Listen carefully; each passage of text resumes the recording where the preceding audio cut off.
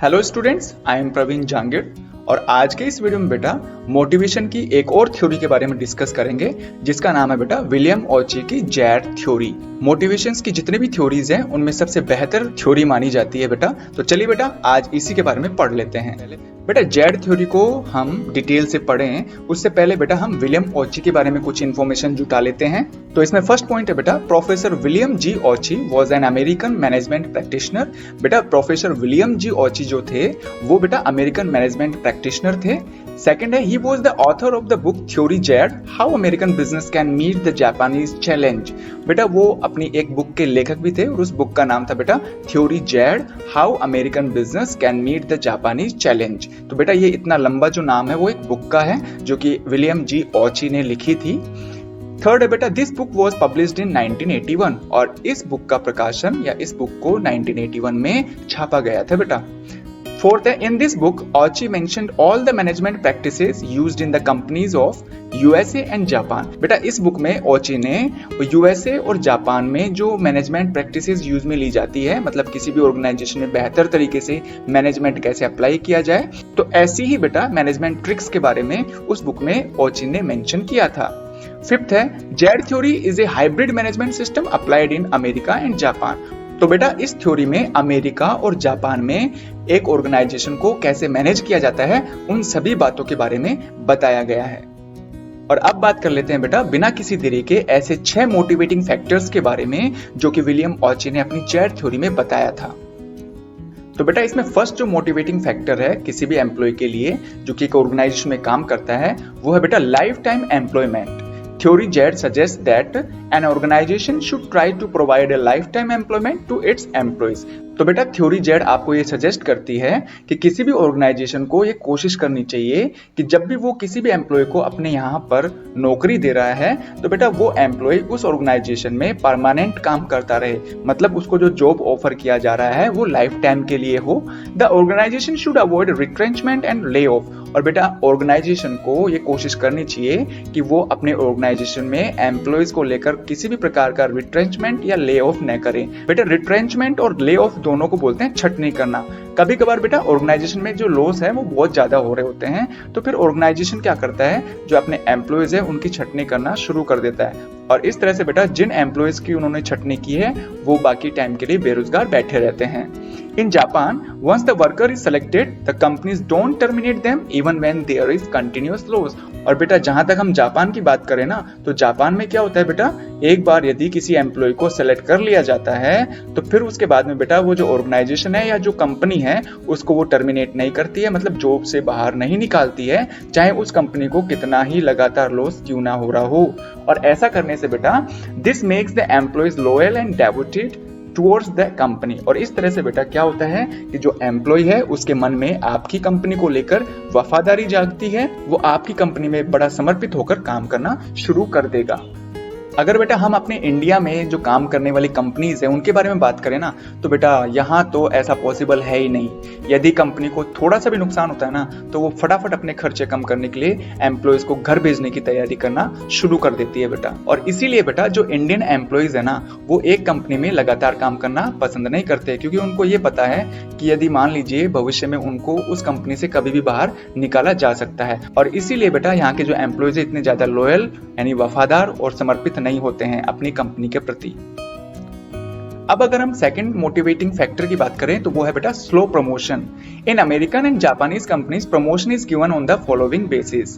बेटा अमेरिका और जापान में जो प्रमोशन दिया जाता है ना एम्प्लॉयज को, किसी भी कंपनी में काम करने वाले जो एम्प्लॉयज होते हैं उनको प्रमोशन बेटा 2 बेसिस पे दिया जाता है। फर्स्ट है लॉन्ग पीरियड ऑफ एक्सपीरियंस, लगभग 10 साल का एक्सपीरियंस होगा या 8-10 साल का एक्सपीरियंस होगा ना आपको, तभी आपको प्रमोशन दिया जाएगा।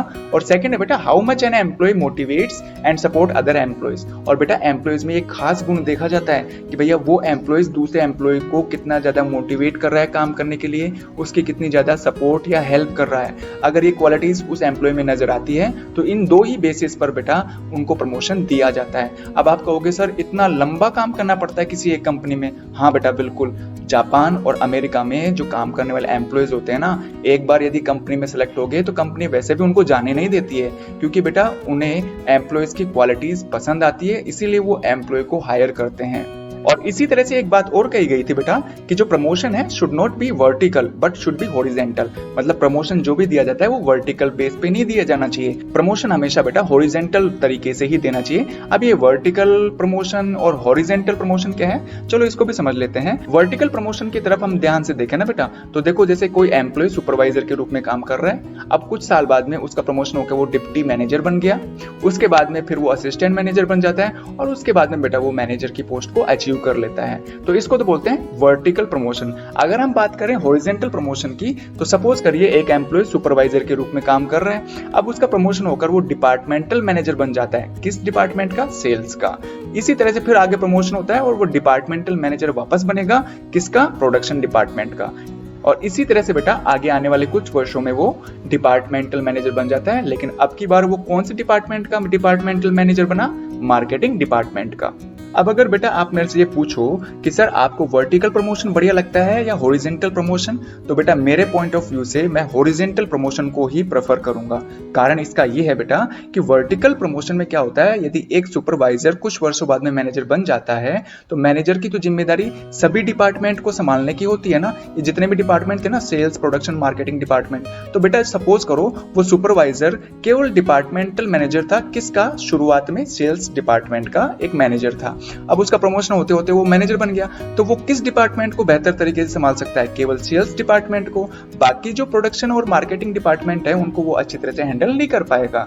इसलिए बेटा जो हॉरिजेंटल प्रमोशन है उसमें क्या होता है, सेम लेवल की जो पोस्ट है या सेम लेवल के जो डिपार्टमेंट है उसका हेड बनने का मौका मिलता है। आपको सभी डिपार्टमेंट का जो एक्सपीरियंस अच्छी तरह से होता है, फिर उसके बाद में अगर आप मैनेजर बनते हो ना, तो उस कंपनी में सभी डिपार्टमेंट को आप इजीली हैंडल कर पाओगे। तो चलिए बेटा अब हम थर्ड मोटिवेटिंग फैक्टर के बारे में बात कर लेते हैं।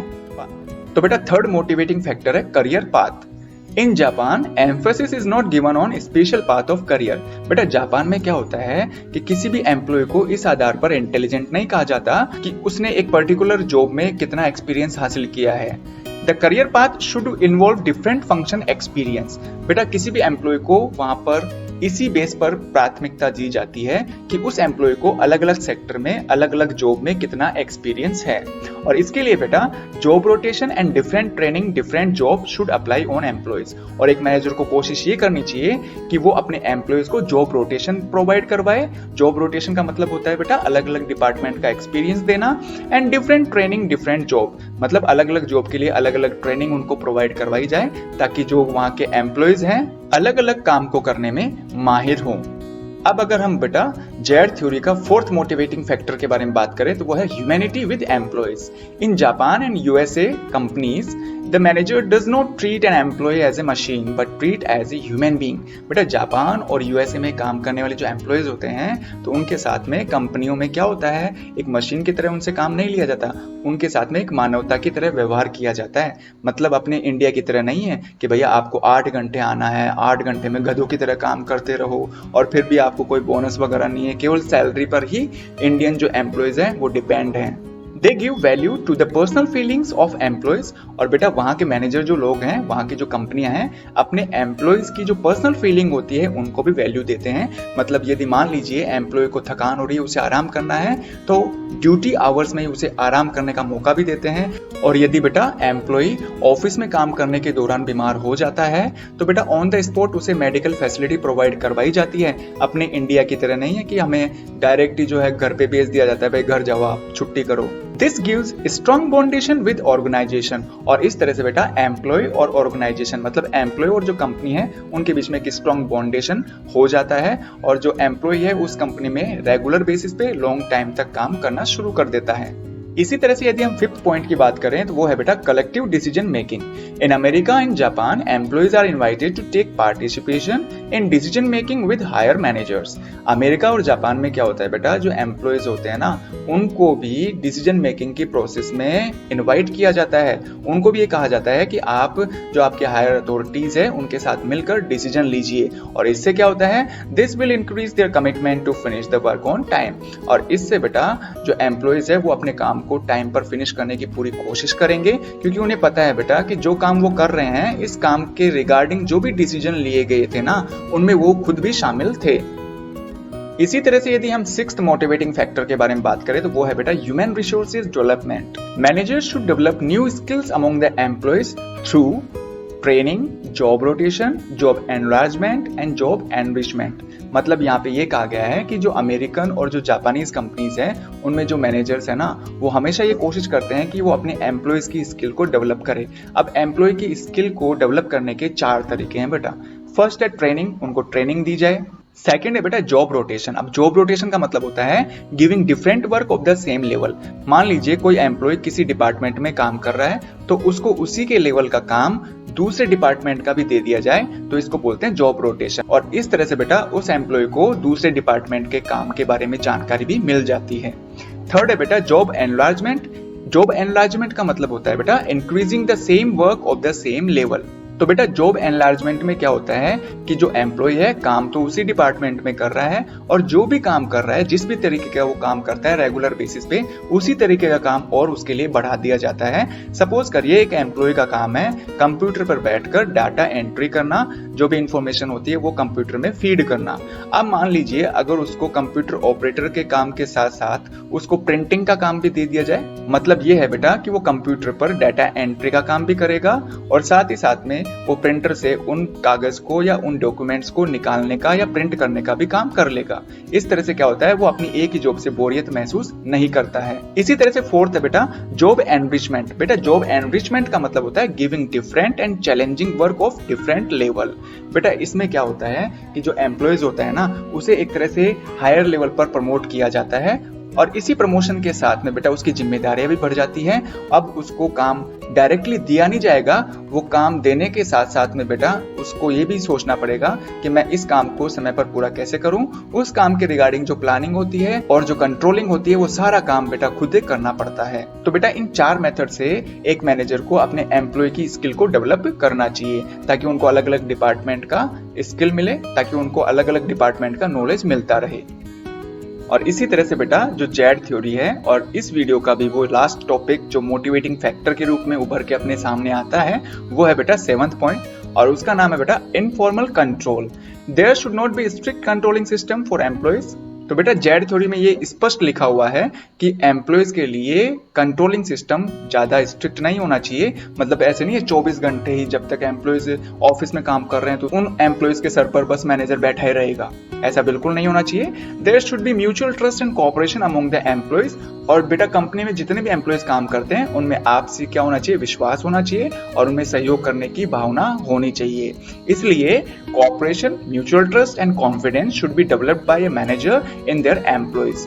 और इसीलिए बेटा एक मैनेजर को अपने एम्प्लॉयज में म्यूचुअल ट्रस्ट, कोऑपरेशन और कॉन्फिडेंस की जो ये फीलिंग है, जो भावना है और इस तरह की जो आदतें हैं वो विकसित करने की कोशिश करनी चाहिए।